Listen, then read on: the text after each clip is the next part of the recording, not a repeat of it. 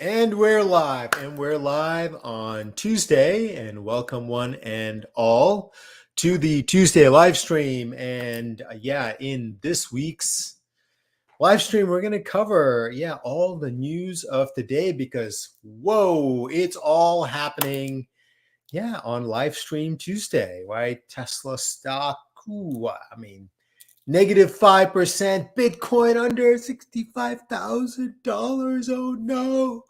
No, in stock market. I mean, okay, it's all going on, and I've got my special flame sunglasses on to match the pink t-shirt. But before we get into all of the stuff for this week, let me quickly do all the things that I have to do in my super pink sunglasses, which is that this live stream and the content from ATG Digital Media is not investment or financial advice. It is presented as opinion, information, engagement, and most importantly, entertainment. All ATG Digital content, including this live stream, could have errors, oversights, mistakes. I'm a human being. Our team at ATG Digital, human beings. Stuff happens. Understand that investment operations have significant risks. What does that mean? Well, you can lose money. You buy, sell stock, crypto, options. Things can go wrong, and that can lead to the loss of your principal. Also, the owners, employees, contractors of ATG Digital Media, we own, trade, transaction securities that are mentioned in this video, and all of the content from ATG Digital. You want to quickly see all the stuff we put out. Substack, podcasts. Haven't done one in a bit, but this week is my off week, so I usually do them here. So look forward to that because I have a lot of content. I just can't sometimes always get around to doing all the things I want to do. YouTube, of course. Social media, very, very active on. Oh, why am I not? There you go. Very active on X, probably the most active platform because, I can just have a thought and put in, and, I do macro analysis, a lot of macro stuff on there. I do a lot of Tesla, I do a lot of Bitcoin, a lot of crypto. In general, sort of like, when I see a number, I'm like, listen, look at that. That doesn't make sense relative to whatever, is like being widely, in my judgment, being thought of, et cetera, et cetera. If you are looking if you're new to my channel, if you are first time on this live stream, welcome. I have a company called ATG Digital Media. We sell subscriptions, and it's the business is formatted on the business that I came from before ATG Digital Media, which was the investment newsletter business, where essentially we put out trades to model portfolios. We create content to tell you, kind of like why we're buying it. And then we support it by providing updates on a regular basis. And then when we, are exiting it, we tell you we're selling it out. We got 4 tiers of portfolios. 3 are buy and hold. 1 is a trading-ish portfolio. And then 1 is sort of like, like deeper engagement, relationship content. So check it out at atgdigital.media. All right. Now to the information at hand as to what is going on. So, I did a Substack yesterday. All right, it's time for me to take these off because I'm going to get a headache. I did a Substack yesterday talking about full self-driving. And of course, today Tesla reported its earnings, and actually they reported their delivery numbers. And this is a game that is played by mostly the investment management industry, right? Earnings is a game. It's a piece of information, but like what we get engaged with is about the game, because the moment that there is going to be an announcement from any company like Tesla, like on deliveries, there's betting that can be had. So, a lot of what we see as investing is really speculating and trading around events. I call it event betting. And event betting can be about macro markets, for example, through most of 2022 and 2023. I mean, what were markets driven by? Oh, inflation, right? So every CPI number every month, yeah, markets just go, wow, wow, wow, that's event betting. And so with Tesla, yeah, I mean, one of the things that people bet on is delivery numbers. Oh my God, are they going to hit it this month? Will it be next month? Yeah, the truth is I mean, at ATG Digital, the way we look at the world, yeah, I mean, yeah, the delivery numbers are going to swing from month to month, from quarter to quarter. It's going to be dependent partly on what the company, yeah, I mean, their business environment for their products and services. It's going to be partly driven by macro issues, the economy, interest rates, and it's going to swing. And also remember, Tesla is a global company. I mean, they got big operations in China. They got substantial operations in Europe. They want to start operations elsewhere. They're gearing up for arguably what is going to be probably their most profitable product, which is the Cybertruck. And then they have just overcome a huge technical barrier, boundary, threshold that the vast majority of the world thought that would be impossible. I mean, and I showed you last week, if you were on the live stream, a drive that I had done from my yoga class back to my house, of full self-driving. And I've continued to use full self-driving. I can tell you previous versions, I would use it and I'll be like, whoa, yeah, there's some use to it. But for the most part, the old full self-driving was mostly useful on highways. Like when I drove on a long trip, yeah, I absolutely, once I got on the highway, I put it on self-driving and I'll keep one hand on the steering wheel and the car will stay in the lane, make route changes, switch highways, do most of the stuff. It had started to get better at managing and navigating through traffic. In other words, getting past like a slower car, moving, back into the slow lane, out of the passing lane. It had gotten better, but it had never become something which you're like, hey, today when I wake up, I'm like, okay, where am I going? And then the next thing I do is I press, the full self-driving button, and out of my driveway, yeah, it, sets the route, and then it goes. Now, I like, anybody that's local has their own preferences for routes. So sometimes, it wants to go on a different route that I would take it. But nonetheless, like, this is sci-fi, folks. I mean, it's absolutely sci-fi. I mean, I showed it to you last week, and I don't want to see, look again. I mean, I'm going to bore people. I mean, either you can agree, disagree, whatever you want to think, but generally speaking, it just reminds me of something that was impossible, right? I mean, when Elon talked about SpaceX taking rockets into space and then bringing them back, everyone said, not possible. That's stupid. Dumb people pursue these kinds of ideas. And then it was done. And you know what? I mean, that happened all the way back, I think in 2014 or 2015. And for a couple of years, it's almost like nobody knew that human beings were capable of doing this. Today, people are aware, that okay, we've got this, once dreamt of possibility of taking rockets, into space and bringing them back, right? And the old industry, the Lockheed Martins, the Boeings of the world, yeah, they still don't have that. It's it's 10 years later. They still don't have that. All right. And I'm bringing this up because self-driving is in that same category. The vast majority of people have assumed, presumed, and thought that self-driving was a pipe dream, that this is another one of Elon Musk's dumb ideas. He should have just been happy with making EVs, and he was lucky, they didn't go bankrupt making EVs. And this full self-driving, this is a joke.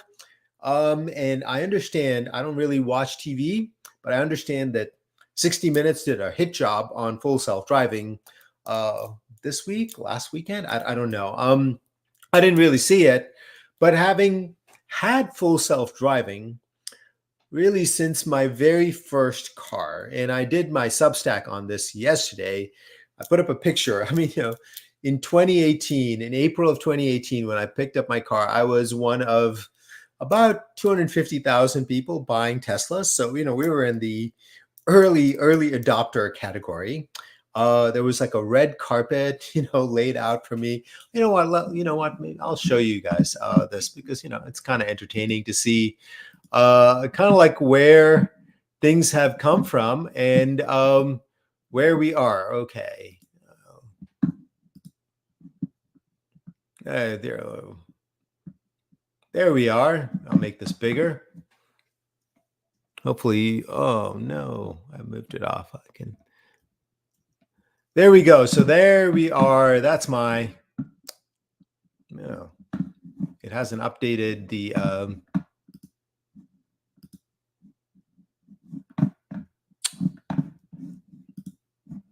There we go. Okay, I was on the wrong screen here. I have two of these. Okay, we're doing a book promotion, but there it is. All right, increase. That's me collecting my very first. Wow, it still hasn't updated. All right, I'm gonna have to remove this and try this again.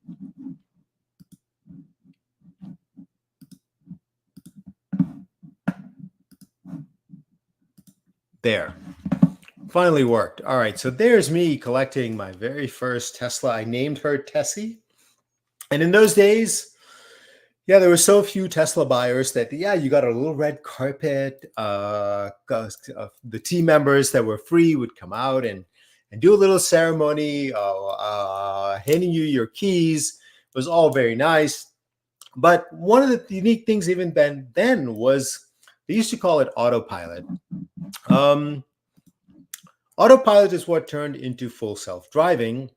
And autopilot in the early days was steering, which was quite advanced for its time. The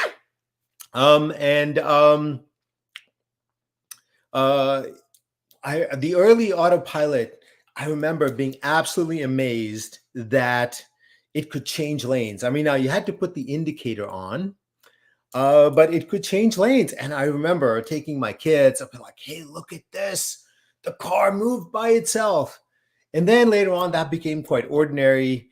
And then the highway driving just started to improve where, I remember I was like, I can take my hands off the steering wheel and it'll steer me. On mountain roads, it would just stay dead center. And today, we're arrived at this place now where the car can drive itself. I mean, out of your driveway, out of a parking lot, back to your house. It's there. And, I keep checking, like, am I the only person having the experience?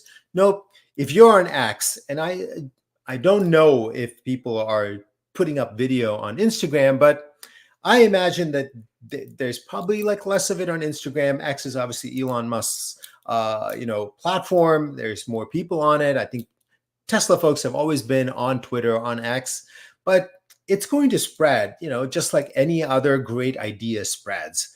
I mean, I don't know how you found out about Uber, for example. I mean, through word of mouth. I remember, I think it was 2014 or so when somebody said, forget taking a taxi.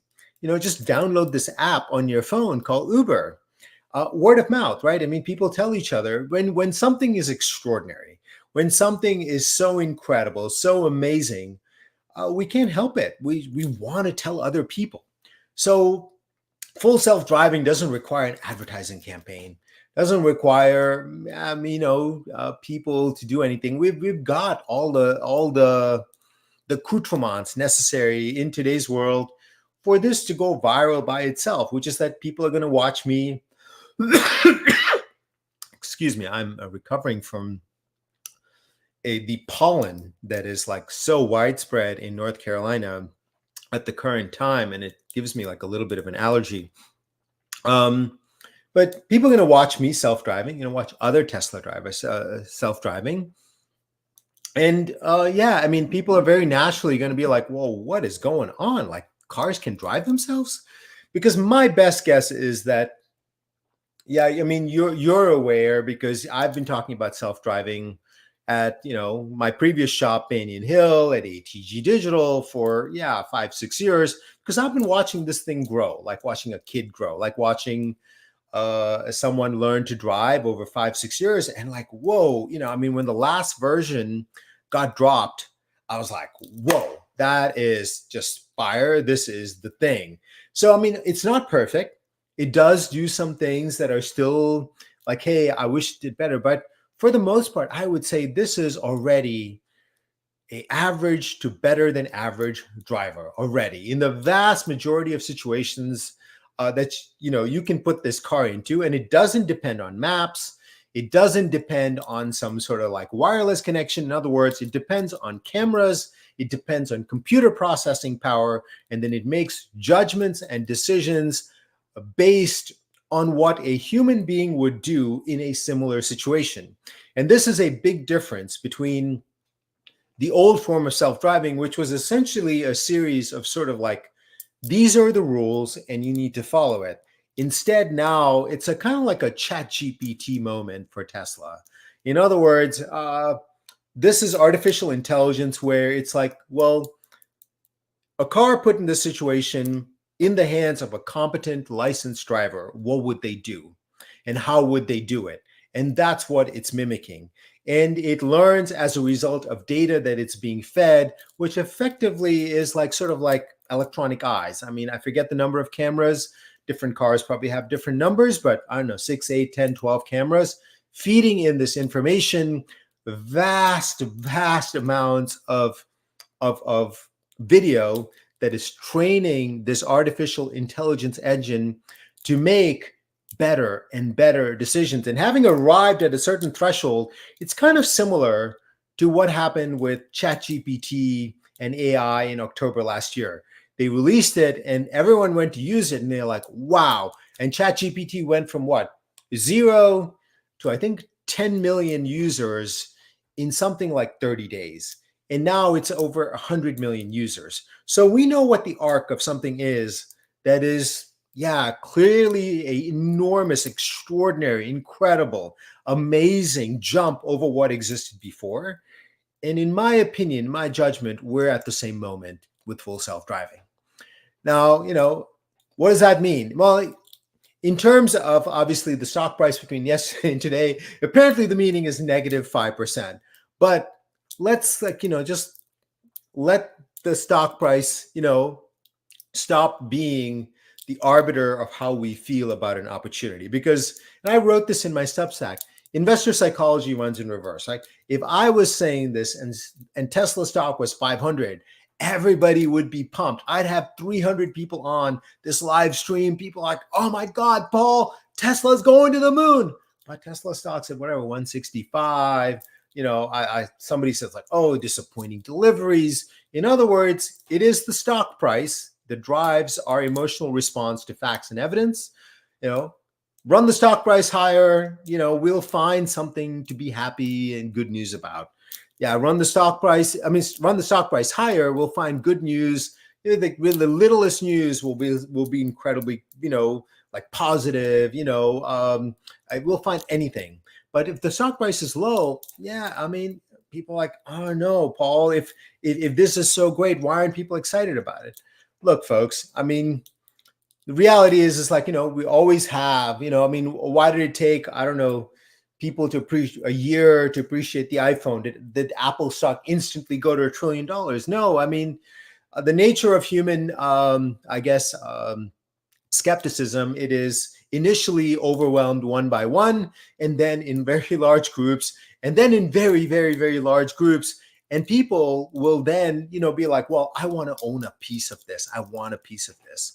And in my judgment, in my opinion, and I laid this out in my Substack, and I do recommend you subscribe to the Substack, which is that, this is going to make Tesla stock very, very, very, very valuable in the near and coming future. I said, 2025. And I said Tesla could be $1,000 by 2025.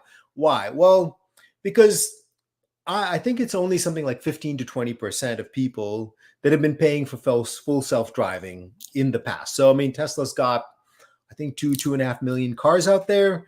Yeah, so the take rate is going to jump from 15 to 20. It's going to go to 25 or 30%. So subscription sales, and this is software sales, are going to go up.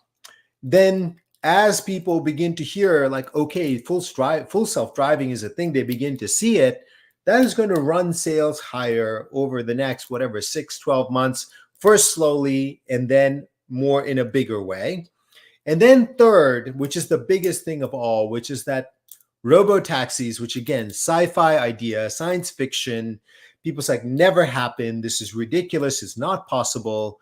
Yeah, I mean, we're like 70% there. Like I'm pressing a button and the car is going out of my driveway, making a left turn, going to the stop sign and making its way to wherever I'm choosing to go. Yeah, we're not far away. It's probably, my best guess is near term, 12 months, for like slightly longer term, 3 months, at most 5 years, we're going to be at that reality. And it's no different than any other technological innovation. It first seems impossible. When it first happens, no one believes it. And then it starts to be adopted and people ignore it. And then suddenly it's like, oh, yeah, robo-taxis, of course. Well, what's the big deal? We have robo-taxis. Yeah, I mean, and during that time frame, you don't exactly know when, someone is going to come and absorb a lot of Tesla stock, make it scarce in the market so that when the next set of buyers come in, they are forced to push it up. So that's, what I would tell you today when, Tesla stock is, in my judgment, in my opinion, low. This is an opportunity, not quite, not that different from when I originally put Tesla stock into the portfolio at the old shop at Banyan Hill. I mean, back then, what was the skepticism? What was the cynicism? Oh, they'll never scale up. The Model 3, they'll never be able to scale up. This is a company that's never built cars at that scale. Yeah, I mean, they built it at that scale, and then they put the Model Y out, which is now the best-selling car, I believe, in most countries, in this country. So they obviously, they jumped that hurdle and they mass-produce cars, and now, they're I think on their way to producing and delivering 2 million cars. So then, it's like, okay, well, even if they made the cars, nobody will buy them. Well, that turned out to be false. So we're going through the same arc of skepticism, cynicism, disbelief, which is that full self-driving, they're never going to make it. So now it's like, well, even though they made it, people don't want it. Nobody's going to buy it. And, even if they buy it, Tesla will never be able to make robots. So all these objection sets will get addressed over time. In the meantime, as they get addressed, yeah, you will see the price slowly, then suddenly just rocket up. And that's been the pattern for Tesla. So that's my number one thing. Yeah, Tesla stock is low. If you have a time frame that is, in my range, which is 3 to 5 years, yeah, this is an opportunity, in my judgment, in my opinion, to make big money. It seems like so obvious, so clear to me. And I believe that, in hindsight, looking back 3 years, so like, you know what, Paul, you were right. When that 12.3 FSD was released and there was all this buzz going on, and when 60 Minutes did its hit piece, I should have known that was the time to buy. So, hey, let it be on the record. That's what I said. All right. Second thing, and I know this is important to our subscriber base at ATG Digital, which is that we have been in Bitcoin since 2020. We put it in at the old shop at Banyan Hill right before the COVID crash. I think it was 10,000. So 10,000 to 3,000. We held firm, right? We saw nearly 70 at the peak in 2021, back to nearly 16. And now I think the last peak was almost 74, and we're back at 65. And, I just knocked down something. Just knocked down something. Nothing's broken, but nonetheless. And now people, once again, it's like, well, I think the halving's priced in. I think the ETF is done. This is all over. Look, folks, I did my special YouTube on my model slash forecast based on where things stand, right? Whether the demand and supply dynamics of Bitcoin, 21 million coins, 19.6 mostly mined, the number of Bitcoin that can be produced starting about April 19th or 20th or 21st. The halving date, is not precise because it depends on, how fast those blocks are produced. And it can go from anywhere from 6 minutes to 30 minutes to 40 minutes. So the halving date, will move around, but it's coming. It's coming on April 19th or 20th. And at that point, we'll go from 900 coins a day to 450. And then on the demand side, which is really the big variable, right? In the 2020 halving, there was no big shift between, the 2016 and 2020 halving. I mean, GBTC existed in the 2016 halving, existed in 2020 halving. There was no, MicroStrategy, I think, started buying sort of like somewhere in 2020, but they really wouldn't have affected, too many things. But today we've got big demand variable shifts, Bitcoin ETF, MicroStrategy, and potentially other copycats of MicroStrategy. You got El Salvador. And in the future, as the people tend to copy success, other countries starting to stack Bitcoin and keep it in their reserve. So this halving is going to be, in my judgment, in my opinion, excuse me again, it's going to be explosive because you've got Bitcoin, which has been around since 2009. You've got the vast majority of supply sort of like, sitting around. You can look at the HODL numbers. 75% of Bitcoin hasn't moved anywhere in 3 years. You've got, the Bitcoin ETFs. You've got MicroStrategy. You've got El Salvador. There's some person, country, institution, company that social media on X has designated as Mr. 100 because this account, this wallet, is buying 100 Bitcoin every day. And now it's scaled, it's buying up.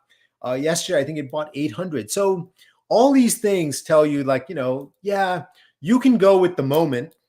And remember, our emotions always go with price. And that's how we will always view it. I mean, if I was talking about all this and Bitcoin were at 90, everybody would be like, oh my God, that's amazing. It's wonderful. So just understand that our psychology is driven by price. We're not driven by facts, not driven by evidence, not driven by news. Price is what will dictate how we feel. So if whatever facts I provide, whatever evidence I provide, until price confirms it, then it's like, it's fine. Once price moves, then we're interested. The thing is like, price can jump. Just like it moved from 73 to 60 in the last like big correction, which was like about 2-3 weeks ago. It can go from, wherever we are, 65 to 80. And they're like, well, when should I get in? And this is how people end up getting trapped into either like never being in, or else because they want to buy into a price pump, which feels good, they buy at the high, then they get, they get hit by like a crash or a correction and they sell, because then they're always in and out. So, our view is that we take a longer term. We've been in Bitcoin now for 4 years. In my judgment, when this peaks out, in my judgment, it will be at $1 million, or even more than that. Why? Well, go look at the last halvings. Who could imagine in the 2016 halving, you could go from whatever, a few $100s to 20,000. I didn't. Who imagined that, in the 2021, we went from 3,000 at the bottom to what? 69,000, right? We're starting the halving, at somewhere near all-time highs. So from here, whatever, a 10x move would be 700,000, 650,000. So let's see where we are in halving. And, let's see how closely it follows the model from here. All right. So that's Bitcoin. I'm still bullish on Bitcoin. These people that are getting bearish on this are crazy.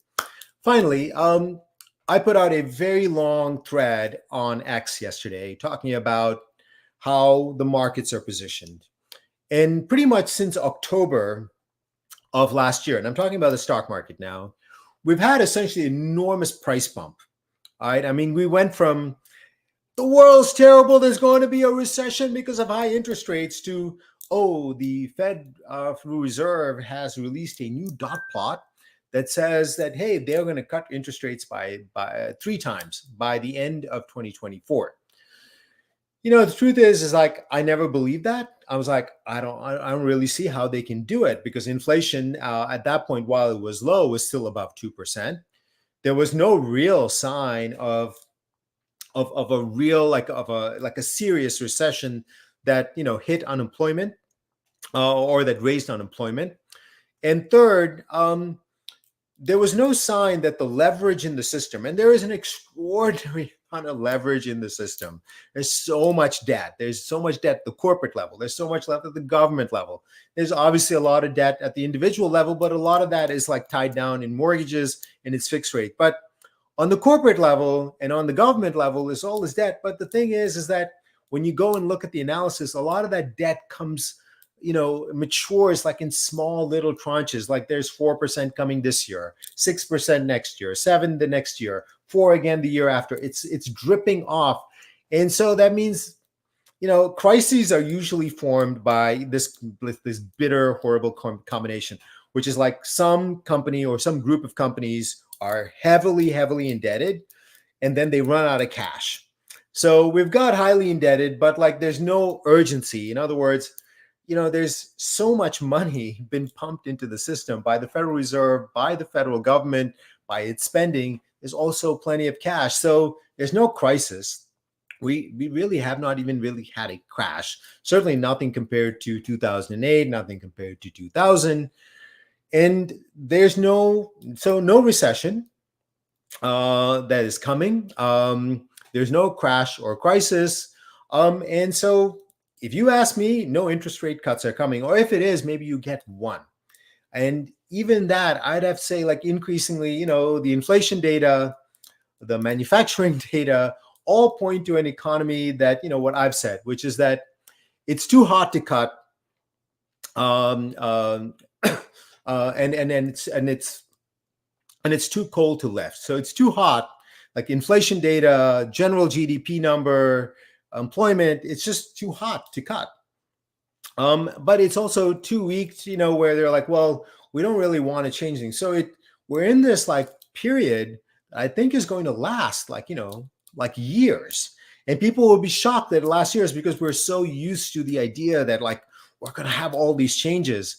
So what's going to perform in that period?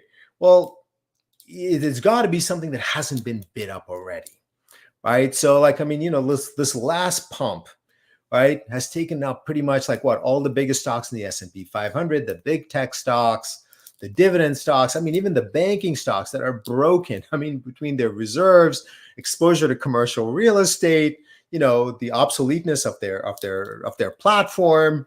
Yeah, they're all at highs. What's not at highs? Well, yeah, it's all the stuff that, we focus on. Yeah, it's the opportunity growth, innovation, crypto sector. Yeah, they're still 30, 40% away from highs. So the stock market and all markets in the end are relative demand vehicles, which is like, yeah, once people buy enough of whatever it is that they have, and then, some money starts to pilfer in and say, well, this is cheaper. And this is, this can go up more, because when I push it in here, there's a scarcity element and price goes left. And some of the money that's here is like, well, I want gains. I want more gains, because, that's what, our psychology desires. So money is going to shift. And then I believe we'll start to see the first sign of really like, a big group of companies, seeing new highs, because that's the sign of a bull market. Right?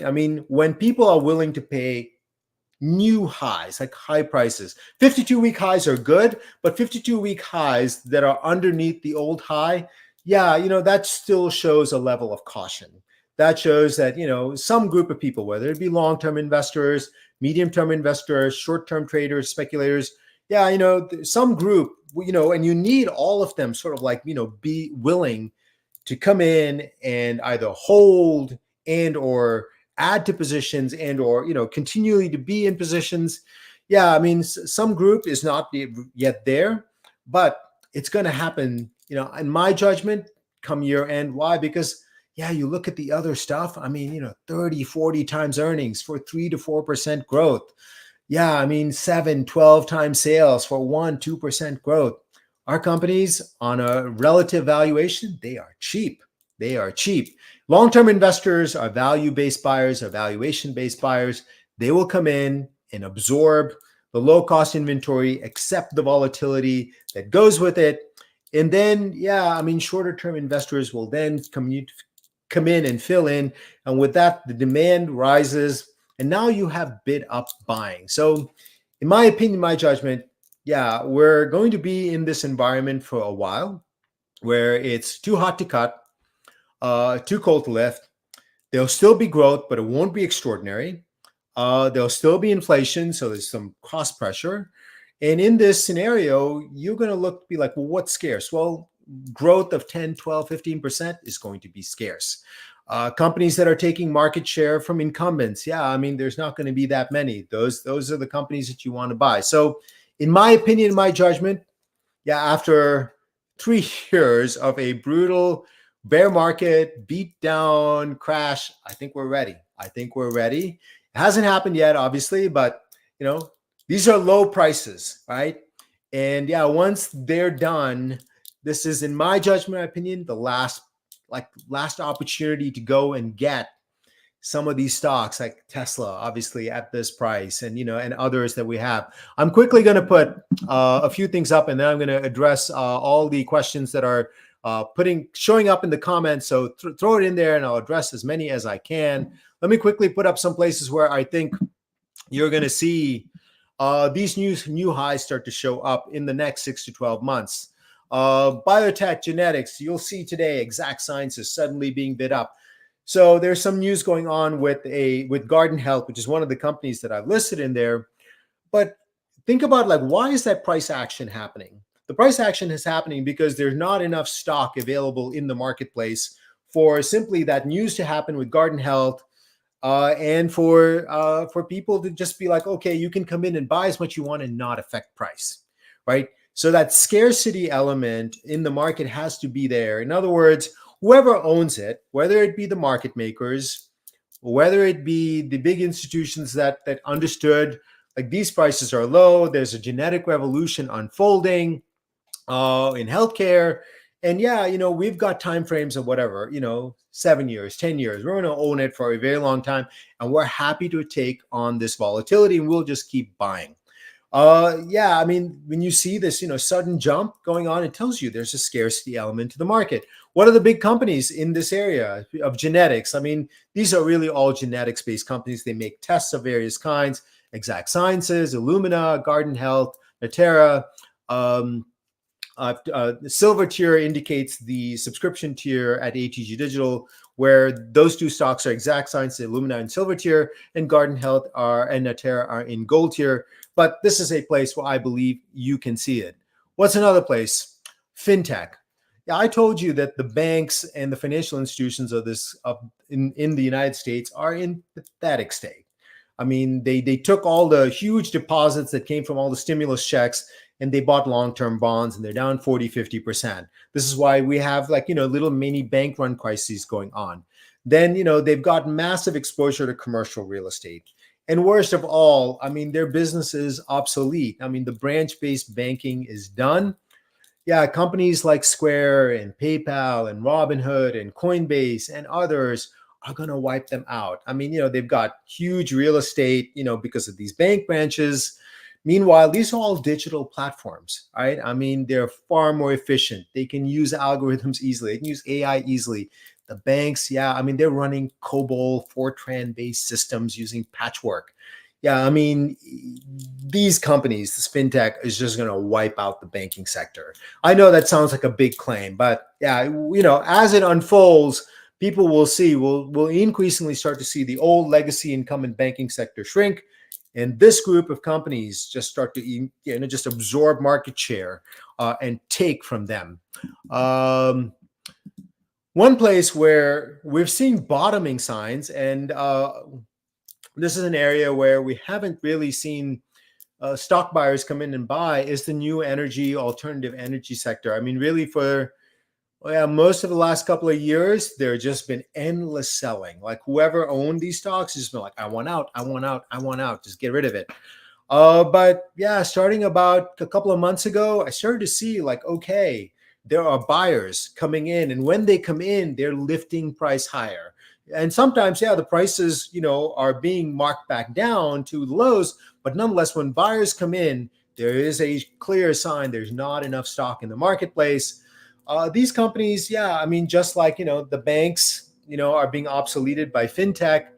Yeah, I mean, solar power is for real, battery power is for real, and its share is, yeah, rapidly rising as an overall part of the energy picture. There's a lot of skepticism saying that, it's not possible, but yeah, that's, another sector where, prices are low, but it does look like, they can, yeah, start to get bid higher somewhere, I would guess, in the next 3 to 6 months, as people be like, okay, the outlook is better. Last place is group of company I'll just call digital. In other words, they're taking analog businesses and they're digital.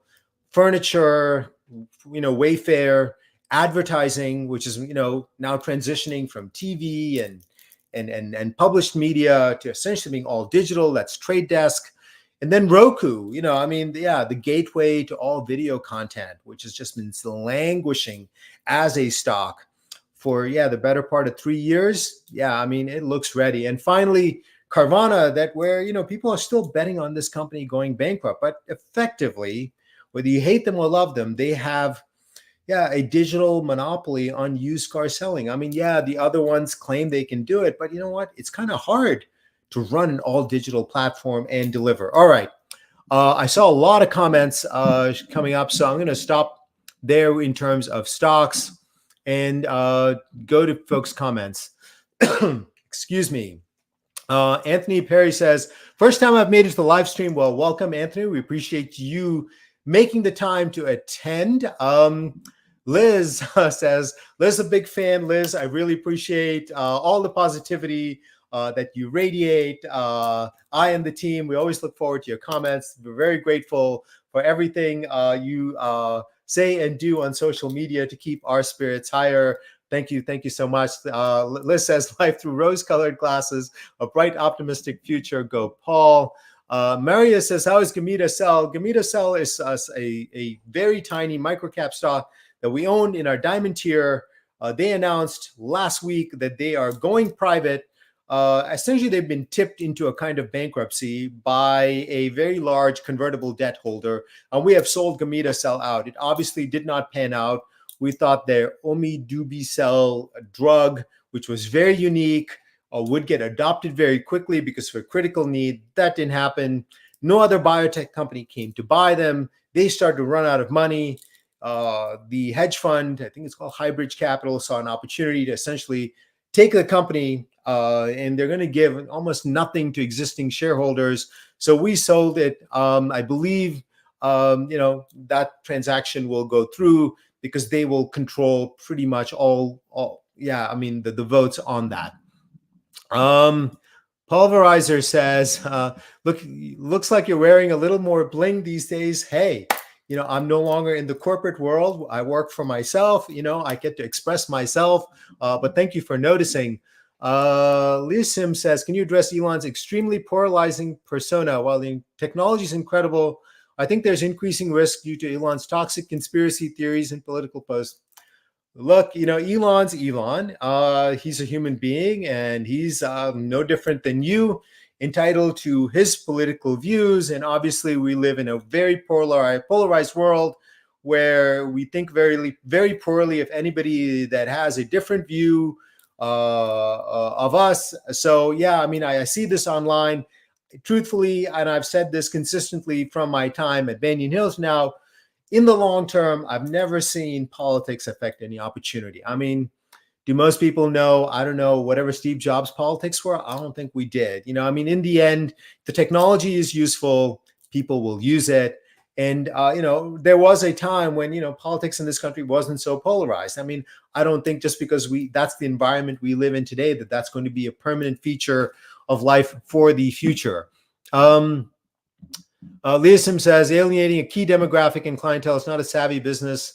Combined with Chinese EVs and rising EV skepticism, Tesla be under pressure for a while. Look, everyone can have their own view.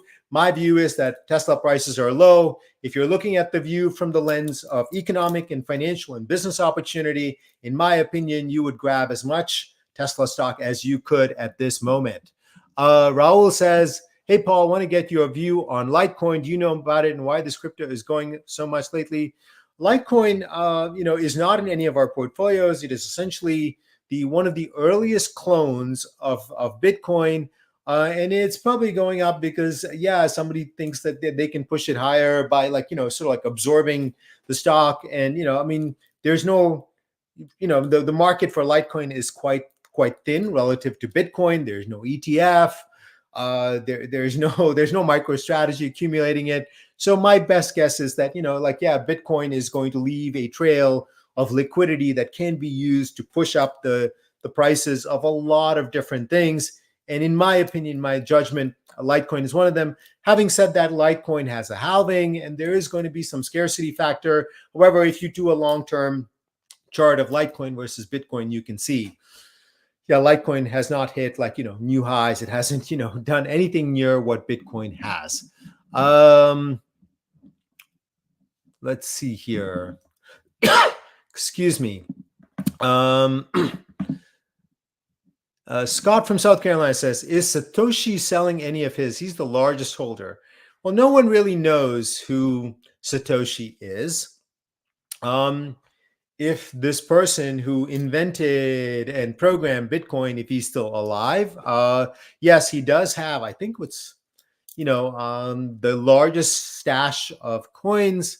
That wallet is watched. If it does come, the good thing we can say is that we have now arrived at the level where there's institutional demand for Bitcoin as a digital store of value. That demand is global. That demand is from a pot and pie that is large. Asset management, I think the total assets under management are over $600 trillion. So you know what? If he decided he wanted to sell, I think there's willing buyers willing to pay whatever, 60,000, 65,000, maybe in the future, far more than that. So if he's selling, it's okay. We're now arrived at a place that can absorb that selling if that's what this person decided to do. Rashad said, hi, Paul. Thanks for what you do for us, basic investors. Thank you, sir, for supporting us and for being on this live stream. Do you think they'll raise the interest rate this year? Raise the interest rate? I mean, the Fed continues to talk about lowering interest rates. And this is despite inflation being, above 2%, which is their policy rate that they have laid out. They keep talking about lowering interest rates. There is no sign of anybody, even the most hawkish, in other words, the most aggressive in terms of wanting to lift rates, have all started talking about lowering interest rates. So it's very interesting that, when interest rates were at zero and low, people used to talk about, raising interest rates. And now that interest rates have gone up, for the most part, the official policy talk is pretty much all about lowering interest rate. So I don't think we're going to see a interest rate increase anytime this year. Or, I think it's going to come at some point in time far into the future, because I've laid out based on researching the last rising interest rate cycle, which was from 1940 to 1981. What took 28 years in that cycle, we did in 2. So if that kind of analysis is right, we may sit in this kind of range where we are, say plus or minus 0.5% or something like that for 5, 10, maybe 15 years. That's my view. Liz mentions that, please subscribe to my Substack, which is, I quickly put it up here, which is, I should probably have this. paulmampilly.substack.com. That's the one that Liz is talking about. All right, let me do other ones. Thank Liz for mentioning that. R3A says, hello, sir, and hello to you. Rashad wants to know, do you think BlackRock will create their own Bitcoin blockchain? Yeah, JP Morgan tried to do it. They gave up on that. So, I don't think, most people don't think of blockchain and these tokens as businesses, but I wrote an expo saying like, look, every blockchain is a business. Yeah, I mean, they have network expenses that are fixed, and you got to keep that network up. It means thousands of servers, thousands of computers working, confirming every transaction, making sure that the registry is real and current. So I mean, there's an actual cost to running all of these things. It's not like it's like, oh, you just have a token for free. There's costs, and I think like every major company over time is going to end up picking one or two of these layer one blockchains and putting their data and information systems on. So I doubt that blockchain or anybody else, I mean, sorry, BlackRock, anybody else is likely to go into that business. Pulverizer asked, do you think investment banks will suffer from fintech in any way? Do you think would be insulated from fintech's assault on banks? Well, I mean, it's the Fed's, I mean, the Fed is effectively owned by the banks. So I assume that they will try to grease, the troubles, just like they did last March when we had the bank run. Yeah, they suddenly opened up the liquidity spigots and made special rules. So, losses weren't recognized. So I assume that they will continue to act in the interests of, their owners in a kind of way. And the Fed, like, they kind of like report to Congress, but they're kind of owned by the banks. So, all right, next one is ARCF has underperformed XLF despite bank runs and dying business model. Yeah, it's all fair enough. We shall see. I mean, like I said, stock prices, are what we measure. Facts and evidence, yeah, they have no emotion to them. It's until the price confirms that's when be like, what? Yeah, their business is being eaten. Until the stock price changes, we don't change our minds, or what, irrespective of the facts.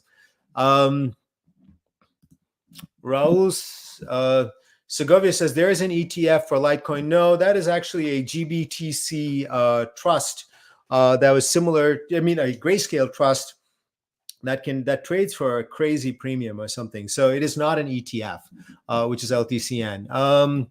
Leo Lindau says Tesla is very cheap at this point. There's been good news recently in FSD, but it's persistently moving down. What will it take to turn around? Well, I mean, sounds like a dumb answer from a dumb person, but essentially it will take, whoever's selling and willing to take low prices to stop doing that. And other people, who value it and have this viewpoint be like, oh yeah, cheap shares, low price shares. Yeah. And eventually that inventory and merchandise of low prices are taken in. And now when a new buyer comes in, there is no inventory in the market and they're forced to bid higher. Stuart says, hi, Paul, been holding Tesla since you mentioned a few years ago. In so far date, I'm pleased with your predictions and suggestions. Thank you, Stuart Lee. Appreciate your support. Leo Lion says, a little late, but happy to finally catch you live. Hey, thanks for showing up. Thanks for coming on. And Raul says, LTCN is a Grayscale trust, but not an ETF. That is correct. Hopefully, I was able to answer all of the questions that you have and that you found this live stream useful. I keep saying that I try to do more, but yeah, between the Substack, the podcast, the YouTube live stream, and I'm on Facebook Live as well from time to time. And then obviously I do update videos. We do trade recommendations. We just actually issued a new biotech trade in the silver tier. So if you're not a subscriber, quick plug for, where am I here? Yeah, atgdigital.media. This is a company that we did own at Banyan Hill. In my opinion, this is one of like the true genetic, based biotech companies that's out there. It looks like this is setting up to go on a big run. So go check that out. And then obviously, please subscribe to the channel. Last comments. Thanks, Paul. All in chat. See you next time. And Raul says, when are my Facebook Lives? Just like the YouTube, I can't promise because like each week my schedule is slightly different, which is why I don't have a specific time for the YouTube. I try to be on when I feel like, okay, there's like a group of folks that are on YouTube are on Facebook that are not on YouTube. So when I feel like, hey, want to reach out and just get information to them, that's when I'm on. Scott from South Carolina says, Tesla stars will align in the fourth quarter, low interest rates, production catching up on Cybertruck, outlook on Model 2. We shall see. Time will tell. All right, everyone. Thanks for showing up. See you guys soon. Last question on Solana. I actually wrote something on Solana. I know there are people, including one of our team members, Dean, who is very hot in Solana. I personally have told him and others that I have no feel and sense for Solana. And so I've stayed out of it, and it's not in any ATG digital media portfolios. And at this point, anyway, it's unlikely to make it into there. All right, everyone. Thanks again for showing up. See you next week, Tuesday.